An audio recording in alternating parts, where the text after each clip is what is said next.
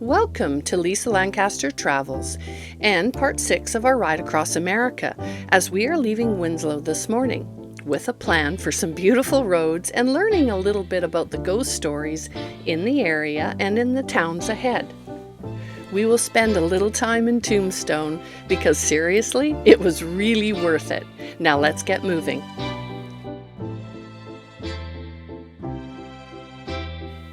There have been several TV shows and programs that have documented the paranormal in these places, and in this video I will be giving you highlights of those stories, including a history lesson from a local marshal about the real gunfight at the OK Corral, with a reenactment and a fun visit to the Swampers' hidden mine shaft in the basement of Big Nose Kate's establishment, followed by the Birdcage Theatre, also known as a House of Ill Repute, riddled with bullet holes and its ghost stories and hauntings. So Amanda, apparently strawberries in one of the video games that you and Jonathan play.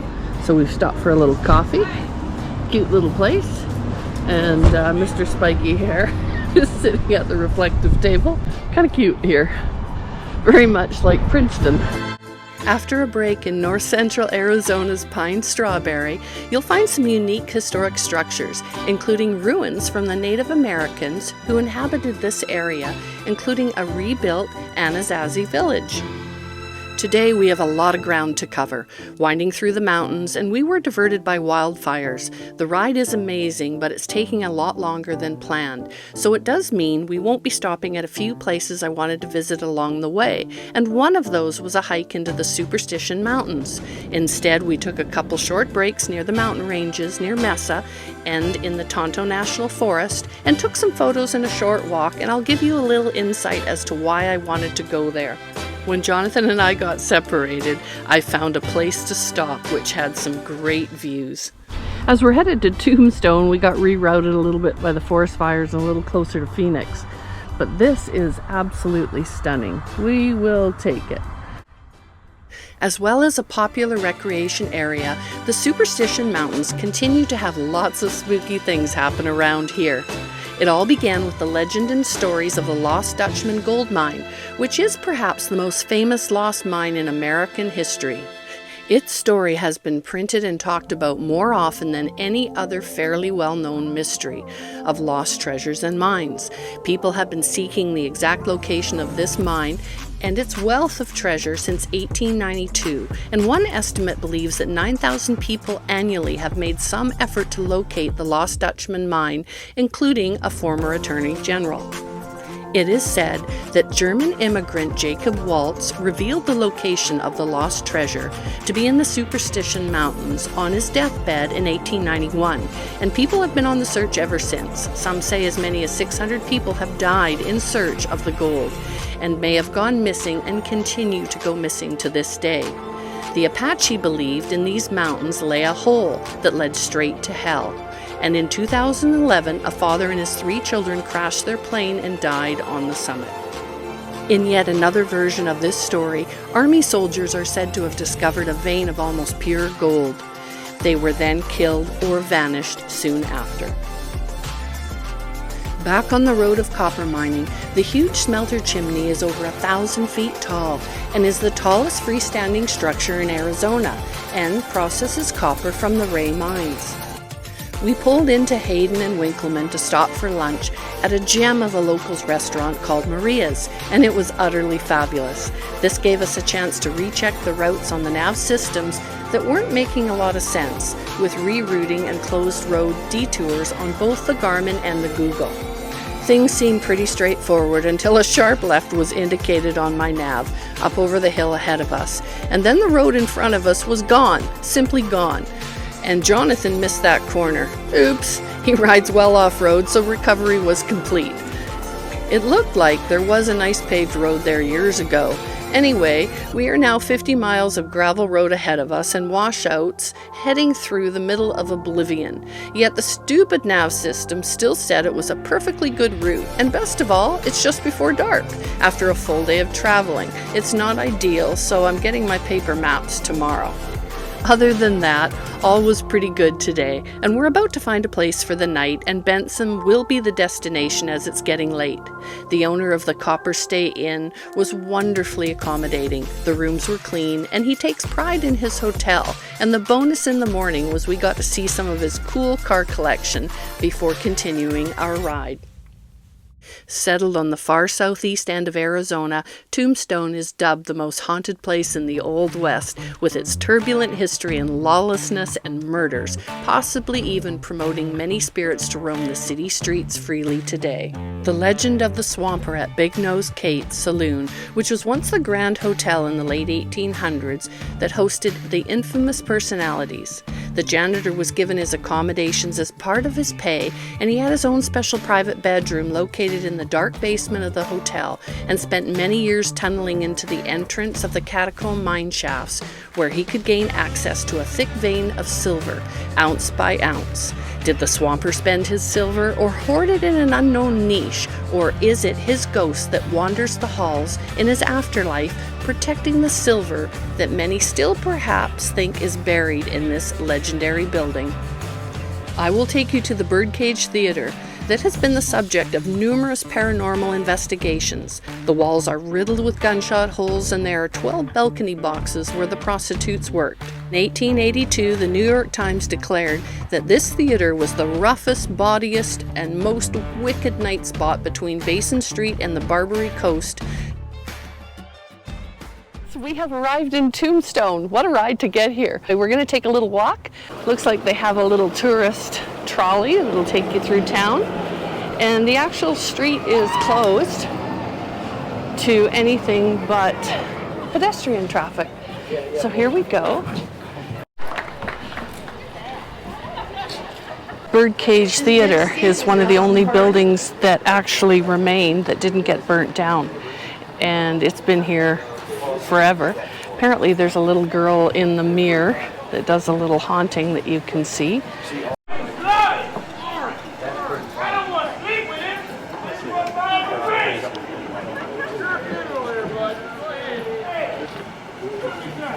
Neato. Oh, Stagecoach, there's my favorite. Ponies! This is pretty cool. It's very interactive by the looks of it. He does a good job. Look at that turn on the Stagecoach. Wow. Those are good looking animals. So it really is very short. It's just actually through Main Street. Buckskin Frank Leslie killed Billy Claiborne right here on November 14th, 1882. Luke Short killed Charlie Stones here on February 25th, 1881. The old Kindersley, known as the OK Corral, is said to be haunted by cowboys, lawmen, and phantom horses of the 30-second shootout, which actually occurred on Fremont Street, west of the OK Corral. See that bell tower? Yes. That's the City Hall. You've seen the movie Tombstone? Yes. Well, Behan came out of the City Hall. Okay. Said, don't go down there. They pushed him out of the way, and Wyatt went ahead of the other three. The gunfight was from that door to here. That was the distance. Where it was. You're kidding. Turned the corner. They were lined up against the wall. You said, yes. You son of a bitch has been looking for a fight. Now you can have it. They went for their guns, and Virgil came out and said, no, that's not what I want. And you heard click, click on the double-barrel shotgun. Doc Holliday. 22 seconds and 35 bullets. It was all over. Incredible. But that's what it was. The Crystal Palace on the left. It's the only original bar in town. Okay. Wide open. Doc Holliday had a gambling in there. One table, making $1,000 a night. You've seen That's the movie? big money. That is big money. Yeah, Incredible. yeah. Remember when Virgil gets his arm blown? Yes. They were waiting on the see the Longhorn there on the right? Yes. See the balcony? That was the Bucket of Blood and the Moon Hotel. They were waiting upstairs. As you left the Oriental with the crystal, they opened fire and shattered your left arm. Wow. That's how it all started. But they only walked down two, Wyatt and Virgil. Mm-hmm. They got here. This was a hotel. Mm-hmm. They met Doc and Morgan. Yep. And Doc said, where are you going? He said, the OK Corral. He said, not your fight. He said, that's a fine thing to say to me. Mm-hmm. So they deputized him. Mm. And then they went down, turn left to the OK Corral. Right. Follow the walk down there, you turn left, you'll see the bit, and you'll see Fry's. Okay. Next to Fry's at the entrance where they actually. Because, Okay. Billy Clanton got shot in the stomach and staggered into Fremont. Doc followed him, but he dropped down dead. Town is Thank the you. stagecoach. Yes. Okay, It we goes will within do. 10 feet of anything that ever happened. And it's a bit romantic as well. They put a blanket over you. All right. Well, you got to get it when you I like your hopeful. No Nice to kidding. have you. Enjoy the Lovely. rest of your day. And thank you Try for the crystal. information. And don't forget, Big Nose Kate wasn't Big Nose Kate. She never Okay. had a big nose. She pushed her nose into people's business. Enjoy. All right, thank Have you a very great much. day. You're welcome. Bye-bye. This is the Marshal's office and City Hall. A little bit of history. 1879. Oh, embalming table. Undertaker's embalming kit. Oh, wow. We'll go out and watch this. In the bunkhouse. Thank you, sir. The assay station. Now come along and let's look at a show that is a reenactment of that infamous gunfight at the OK Corral. Alright, enough! You quit? This thing ain't even loaded. Wait, that's not what I want! Get up and fight! Get on your feet, you fight, coward! At least I got you, Holiday! You got the guts to play for blood! I'm your Huckleberry.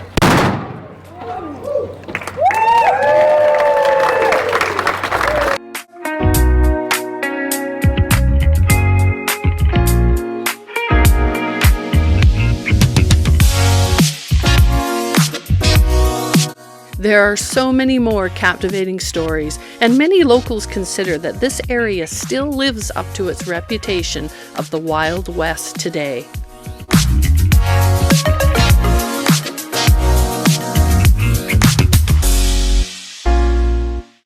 And I think we're going to go sit down and have a nice tasty beverage in the 32-degree heat.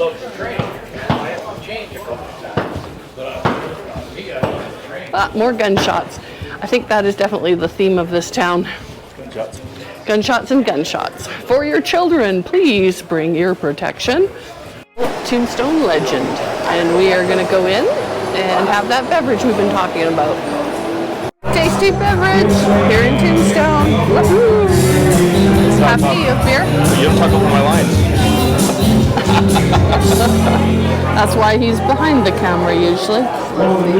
Downstairs and see what things we can find. Nothing like a little spiral staircase. So look at some memorabilia. One's ancestors is to respect the past. In honoring the past, we are protecting the future. That is so darn true. And this is kind of cool. It's a mine shaft, and they've got their artifacts, and we can't go in there, but at least we can take a look at it.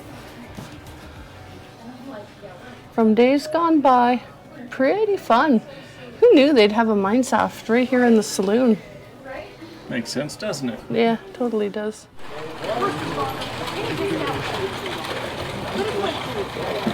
It's kind of fun that they rebuilt this town, and you can take a tour in the mine and go 110 feet down to the silver mine that actually made this town what it was.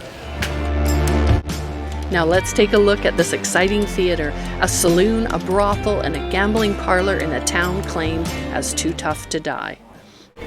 We've obviously moved a few things and brought a few things up to speed for the 21st century. But for the most part, what is around us is largely of the 1800s. Now, I don't know if you all know this or not, but the Birdcage Theater happens to be the last original building here on Allen Street from the 1800s. Everything else you see going down past the OK Corral has been burnt down, fell down, knocked down, rebuilt, revamped, or otherwise repurposed. This is the OG. It was built to serve primarily as a theater, hence the name. But it also served as a saloon, as a gambling hall, and as a house of negotiable affections. Now, this is an original bar. It is made of solid cherry wood and was manufactured in Pittsburgh, Pennsylvania. The mirrors behind the bar, they are diamond dust backed. They were manufactured in Paris, France, and shipped over to the United States. And when this came together, the rail company at that time refused to bring it on as freight because they could not ensure the safe passage of glass. So what they did in lieu of that was they put it on a ship, sent it around the Horn of South America, made port in Mexico, threw it on a wagon train, shipped it northerly from there. It took about 6 months to arrive, but it eventually did arrive, and here it is. Now you probably already noticed the large hole in the upright of the bar here. That is a .45 caliber slug that is still lodged in there to this day. If you shine a light down in that hole, you can still catch the tail end of that slug. Now directly above the bar, between the two lamp fixtures here, you will find a .32 caliber slug lodged in the ceiling. Now if everybody turns on their heel, have a good look at Fatima back here. To the right-hand side of her frame, above the Lyman twins, you'll find a .44 caliber slug lodged in the wall. Now, Fatima over here, she was a belly dancer. She got her start here in the Birdcage Theater in 1881. Now, I don't know if you can see very well, but if you look at her foot here, she has got 6 toes. Now, the Birdcage was in operation off and on for approximately 8.5 years, but in that time, we managed to have 16 gunfights in our building. 26 people perished within these walls, including 1 woman and reportedly a dog. Now, this does put us on the top 10 list of America's most haunted locations. And if you're into the paranormal, every evening starting at 6:15, we offer a guided tour and ghost hunt experience right here in the building. I did say that this building was built to serve primarily as a theater. As such, behind this wall toward the rear of our building is where the hand-painted stage is found. And incidentally, this wall did not exist in the 1800s. This was installed around 1934 when the new owners of the building opened the place up to find that it was well preserved. In the 1800s, you'd have been able to see clear back from the door to that stage. We had a lot of different acting troupes come along and play on our stage, many of which came out of San Francisco, California. Howdy folks, come on in. Now the last act we had in our building was in 1889, and these are the playbills left over from that show. It was The Human Fly. Birdcage Theater, and we are going to get back on the bikes and head towards Bisbee and Tombstone. Bye for now. That was totally fun.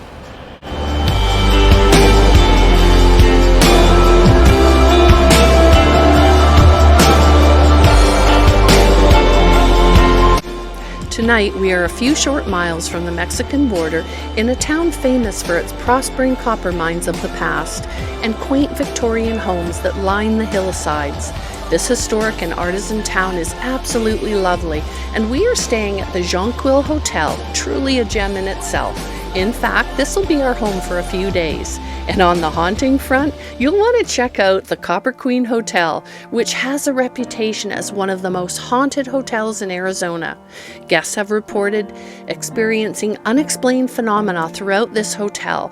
Perhaps the most famous ghost is that of a woman in her 30s by the name of Julia Lowell. It is said she was a prostitute that fell madly in love with one of her clients, and she sadly took her own life when he wasn't interested. And today, her presence lingers on the 2nd and 3rd floors. She whispers in the ears of guests, and Miss Lowell has been reported dancing provocatively at the foot of the stairs.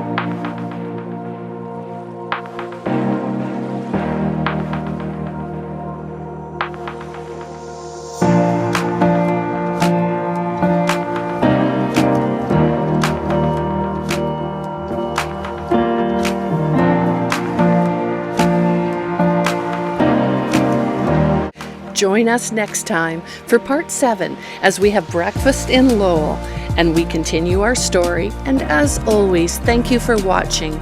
Live your adventure and we will see you on the road.